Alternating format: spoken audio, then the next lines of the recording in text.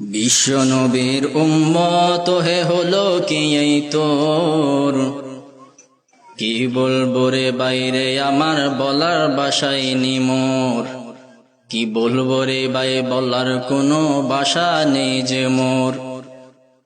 বিশ্ব নবীর উম্মত হে হলো কি যে তোর, কি বলবো রে ভাই বলার ভাষা নেই যে আজি মোর, কি বলবো রে ভাই বলার ভাষা নেই যে আজি মোর। মুসলমানের সন্তান তুমি ভেবে দেখেছো কি, তোমার গায়ে আর্জেন্টিনা ব্রাজিলের জার্সি। মুসলমানের সন্তান তুমি ভেবে দেখেছো কি,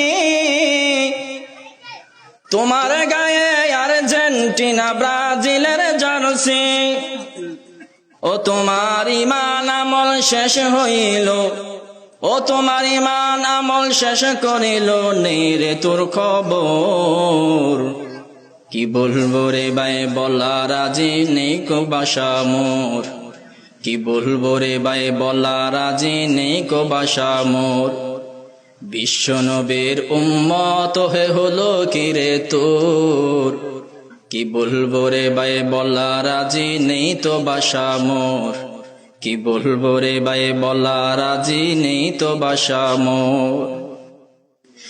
নবীর সুন্নাত চুলের কাটিং তুমি চিনলা না, নেইমার আর মেসি কাটিং তুমি ছাড়লা না। বিশ্ব নবীর চুলের কাটিং তুমি চিনলা না,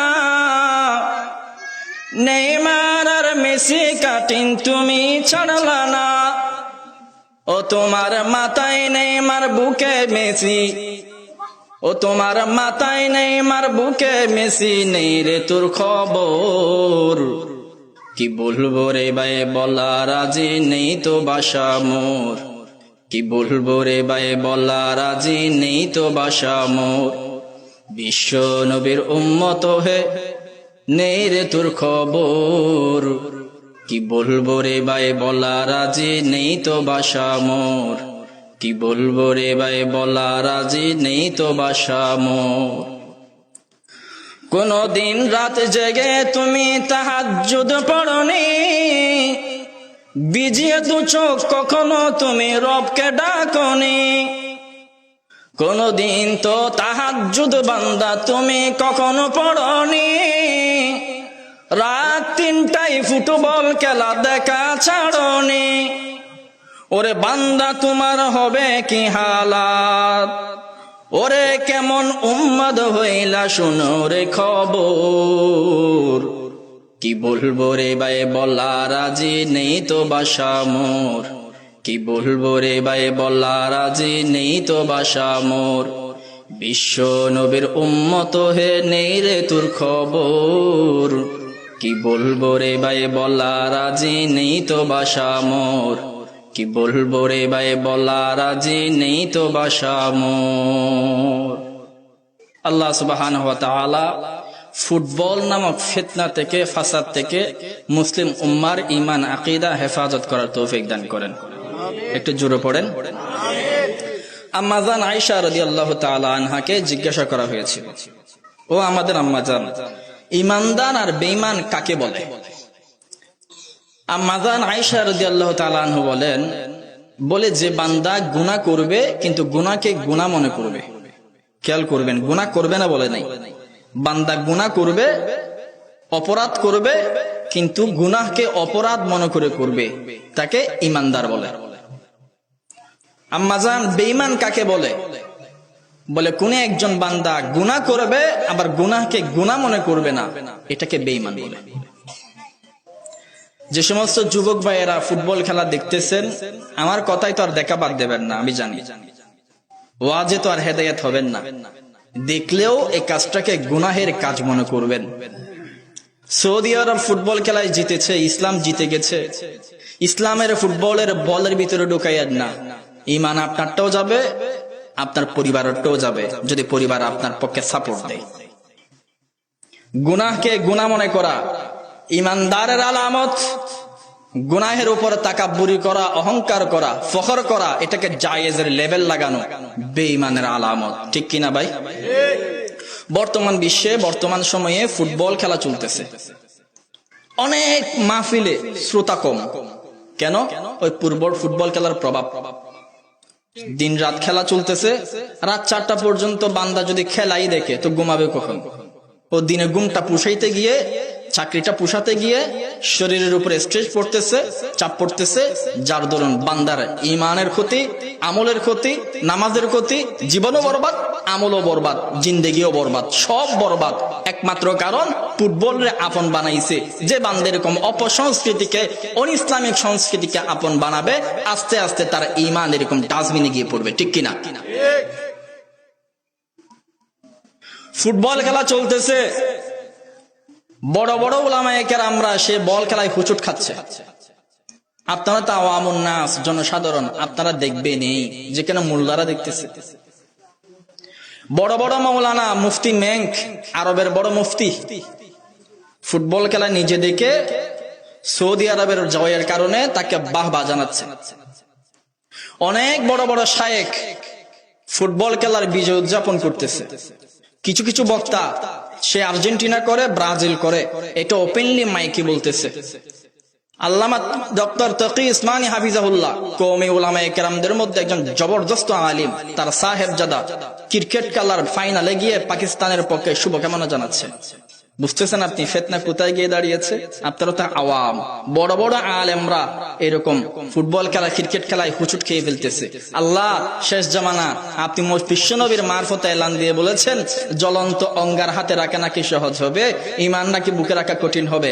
আল্লাহ, আমরা আখিরি জামানার উম্মত, দয়া করুন, অনুগ্রহ করুন, সর্বপ্রকার বালা মুসিবত ইমানি পরীক্ষায় যাতে উত্তীর্ণ হতে পারি, সেই রকম তৌফিক আমাদেরকে আপনি আতা ফরমান। পড়েন আমিন।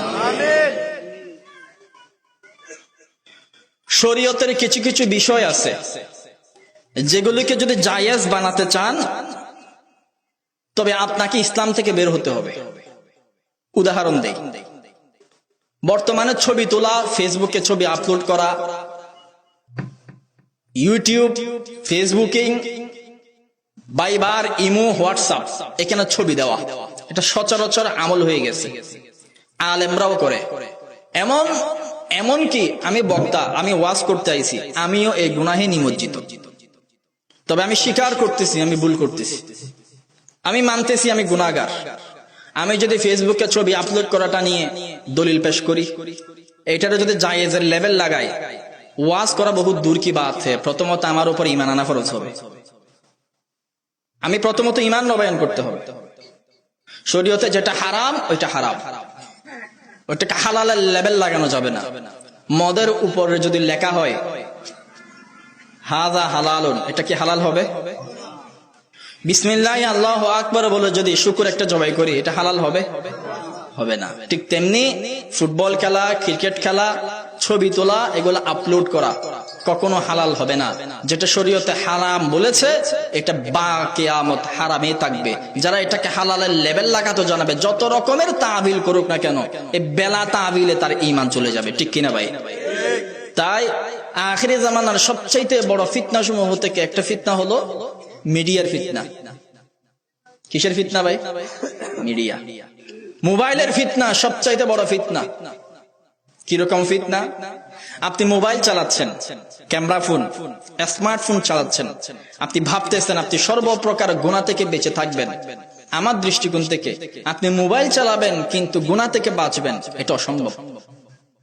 আপনি নিজের ছবি আপলোড করবেন না, ঠিক আছে, কিন্তু অন্যজনের ছবি আপলোডকৃত ওইটা আপনার দেখা লাগবে।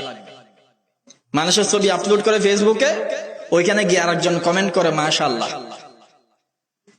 মাশাআল্লাহ মানে বুঝছেননি? মানে হলো তুমি ছবি আপলোড কইরা গুনাহ করছো, বেশি সুন্দর কাজ করছো, আমি খুশি হইলাম।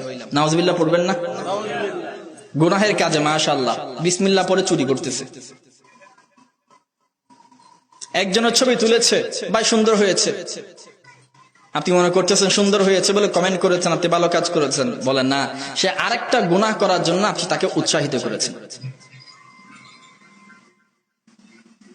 বলো হুজুর আমি ক্যামেরা ফোন চালাবো না, বাটন মোবাইল চালাবো, আমি বলবো তবুও আপনি গুনাহ থেকে ফারিগ না। শাইখুল ইসলাম আল্লামা আহমদ শফি রহমতুল্লাহ আলাই বলেন, বলে আমি হাতে স্মার্টফোন রাখি না, মোবাইল ফোন হাতে রাখি না, কেন জানো? বলে আমার কেন জানো মনে হয় আমি যত আমল করি এই আমল খানেওয়ালা একটা কুকুর, একটা জন্তুর নাম হলো মোবাইল। আপনি বাটন ফোনও যদি চালান, কাউরে ফোন দিয়েছেন তার মোবাইলটা বন্ধ, যাকে ফোন দিয়েছেন তার মোবাইলটা বন্ধ, আপনি মনে করতেছেন কোন প্রকার গুনাহ আপনার আমল নামায় জমা হচ্ছে না, কারণ আপনার ফোনতে ক্যামেরা মোবাইল না। আমি বলবো ওই মোবাইল দিয়ে আপনার গুনাহ হচ্ছে। বলে কিভাবে? কারণ ওই মোবাইলটা বন্ধ আছে, এই এলানটা যে দিচ্ছে কোনো পুরুষ কণ্ঠে নয়, বেগানা নারীর কণ্ঠে আপনার কানে শোনাই দিচ্ছে। বাটন ফোন দ্বারাও আপনি গুনাহ থেকে বাঁচবেন না।